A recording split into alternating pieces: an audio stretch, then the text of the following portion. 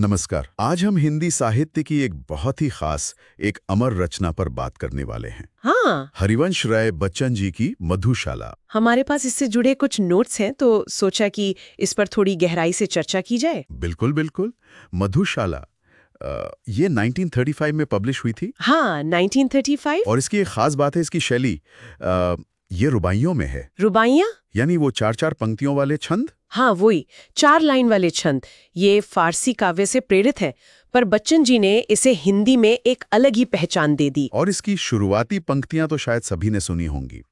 मदिराले जाने को घर से चलता है पीने वाला, हाँ, किस पथ से जाऊं असमंजस में है वो भोला भाला।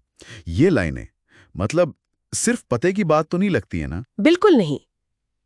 ये पंक्तियां तो बस एक शुरुआत है। वो जो भोला भाला है, वो असल में हम सब हैं, किसी न किसी रास्ते की तलाश में।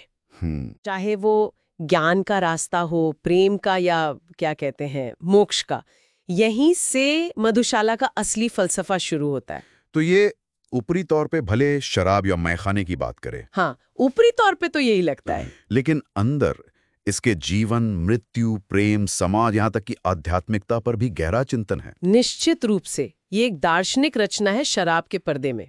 तो फिर ये जो कहा जाता है कि मधुशाला सिर्फ पीने पिलाने का गीत है, ये तो बहुत बड़ी नासमझी होगी। बहुत बड़ी भूल होगी। हाँ, इसके प्रतीक समझने बहुत जरूरी हैं। हाँ, ये प्रतीक जैसे मदिरा, साकी, प्याला, मधुशाला, इनका क्या मतलब है असल में? देखिए, मदिरा सिर्फ लिकर नहीं है, वो एक तीव्र अनुभव है, एक नशा है जिसे इंसान खोजता है। वो ज्ञान का नशा हो सकता है, ईश्वर के प्रेम का, या जीवन के रस का। अच्छा। जीवन का रस। हाँ। और साकी, पिलाने वाला या वाली, वो कोई गुरु हो सकता है, कोई प्रियजन, या शायद किस्मत ही, जो हमें ये अनुभव कराता है।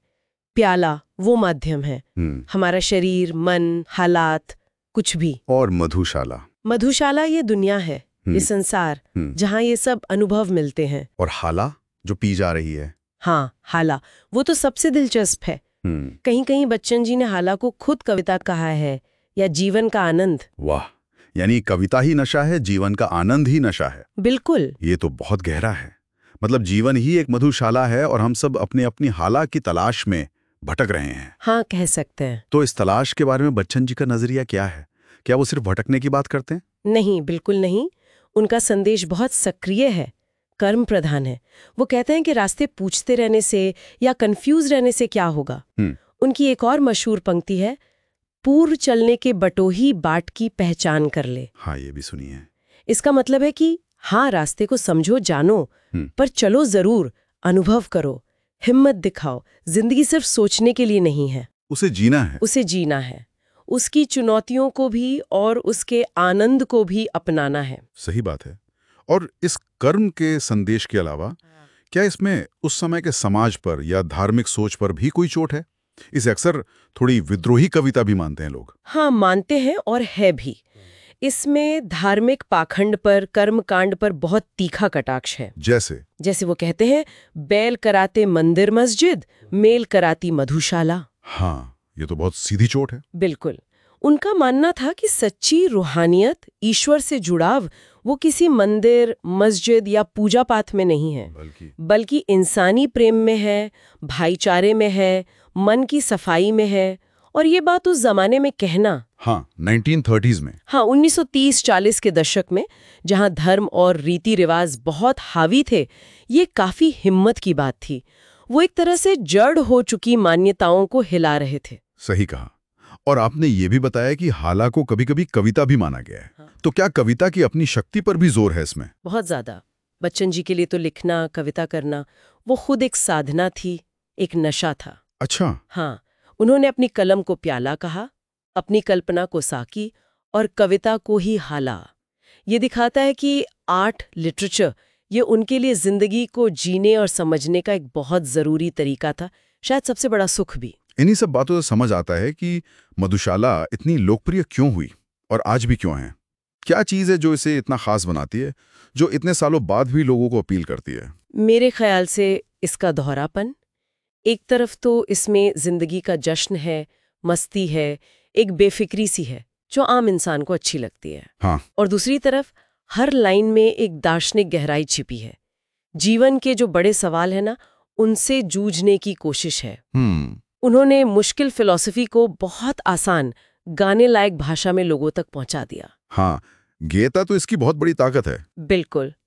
और शायद इसीलिए 1930-40 के दशक में, जब देश में आज़ादी की लड़ाई तेज हो रही थी, एक बदलाव का माहौल था। ये कविता युवाओं के लिए एक आवाज बन गई, हाँ। प्रेरणा बन गई। और शायद इसी ने बच्चन जी को जनकवि बनाया, है ना? मतलब हर कोई उन्हें जानने लगा। हाँ बिल्कुल, मधुशाला ने उन्हें घर घर पहुंचा दिया। हाँ। और आज भी देखिए, इतने साल गुजर गए पर लोग इसकी लाइनों से कनेक्ट करते हैं। क्यों? आपको क्या लगता है? शायद इसलिए कि जिंदगी की उलझनें, प्यार की तलाश, जीने का मतलब खोजना, ये सवाल तो हमेशा रहते हैं, वो बदले नहीं हैं। सही है, ये सवाल तो हमेशा हमारे साथ हैं। हाँ, तो अगर हम इसे समेटें तो मधुशाला असल में पीने पिलाने के बहाने जिंदगी को हिम्मत से, प्यार से और पूरी गहराई से जीने का बुलावा है। हाँ, ये बाहर के दिखावे, रस्मों रिवाजों से हटकर अंदर की यात्रा पर, इंसानी रिश्तों पर जोर देती है। एकदम सही कहा।